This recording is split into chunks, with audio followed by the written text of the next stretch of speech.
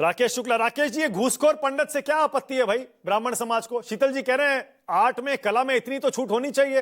राकेश जी देखिए मानक भाई, ये आप सदियों से देखते आइए। सदियों से जब जब हिंदू सभ्यता और भारतीय संस्कृति को तोड़ने का प्रयास किया गया, उसमें टारगेट किया गया ब्राह्मण। आप अभी की बात मत लीजिए, पूरा आप इतिहास उठा के देखिए। ये कला संस्कृति नहीं है। जब जब हिंदू संस्कृति और भारतीय संस्कृति को तोड़ने का प्रयास हुआ, उसमें टारगेट ब्राह्मण किया गया। ब्राह्मण क्यों टारगेट किया गया?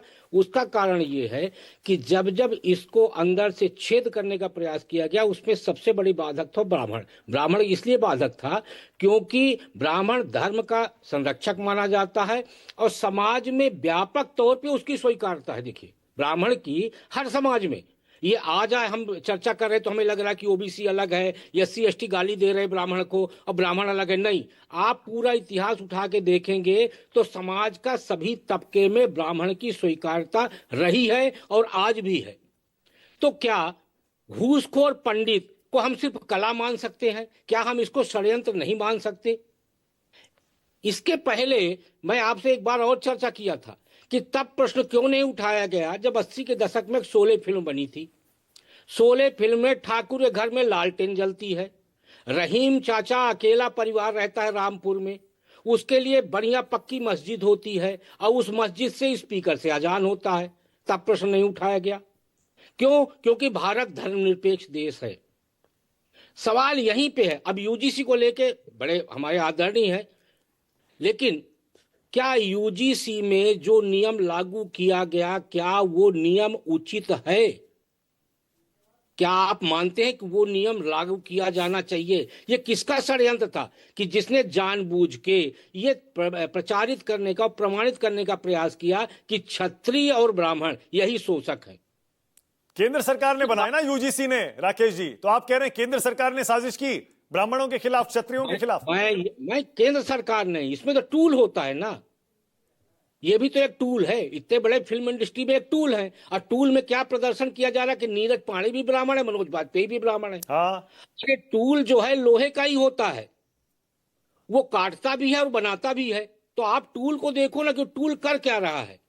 क्या तो आज आज केंद्र सरकार में जिसने भी यूजीसी का नियम बनाया, क्या वो टूल नहीं है?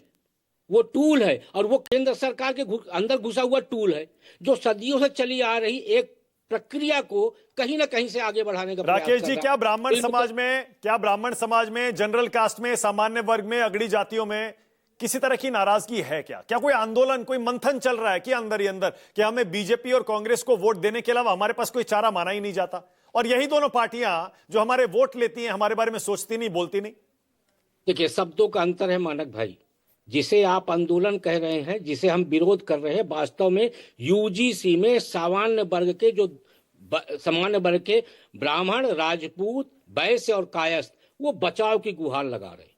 वो आंदोलन नहीं है, विरोध नहीं है। किसी भी विरोध में आप ये बता दीजिए उन्होंने कहा हो कि एससी एसटी ओबीसी के व्यक्ति को बाहर किया जाए, कोई नहीं कह रहा। बचाव का है। दूसरा, फिल्म को लेके यदि आप कह रहे कि जो आंदोलन चल रहा है वो आंदोलन नहीं है, वो एक तरह से समाज के भीतर जागरूकता फैलाने का प्रयास है कि देखो, ब्राह्मणों को फिर से खलनायक साबित किया जा रहा है उस समाज के बीच में जिसके बीच में स्वीकार्यता है।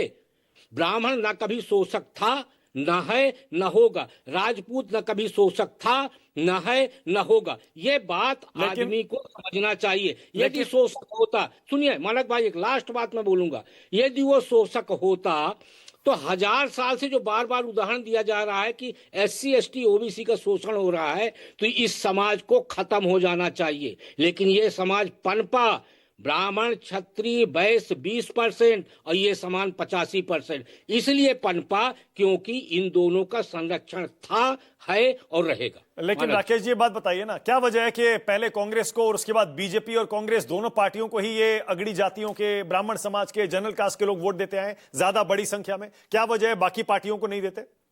जब जब जो राजनीतिक दल राष्ट्र और समाज के हित में कदम उठाएगा, ब्राह्मण और क्षत्रिय उसके पीछे मजबूती के साथ खड़ा रहेगा।